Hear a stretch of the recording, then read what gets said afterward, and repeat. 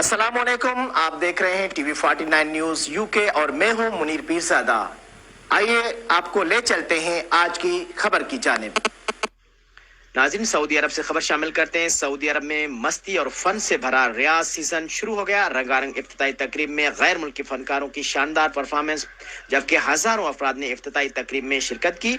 मजीद जानते हैं अपने नुमाइंदे राना अजीम से। जी अजीम, बताइएगा। सऊदी अरब के दारकूमत रियाद में तखय्युल से आगे के स्लोगन के साथ तीसरे रियाज सीजन का आगाज हो गया, जिसमें हजारों की तादाद में सऊदी और दीगर गैर मुल्कियों ने शिरकत की। इफ्तिताही तकरीब में बैनुल अक़वामी गुलकारों ने भरपूर परफॉर्मेंस का मुजाहरा किया, जबकि 400 से ज़ायद ड्रोन कैमरों ने आसमान में मुख्तलिफ रंग बिखेरे और सऊदी क़यादत और रियाज सीजन को उजागर किया। इसके अलावा बरतानवी आर्ट के फनकारों ने भी धुआंधार परफॉर्मेंस देकर तकरीब को यादगार बना दिया, जबकि आतिशबाजी के मुजाहरे ने आसमान को कोसे खज़ा के रंगों से मनव्वर कर दिया।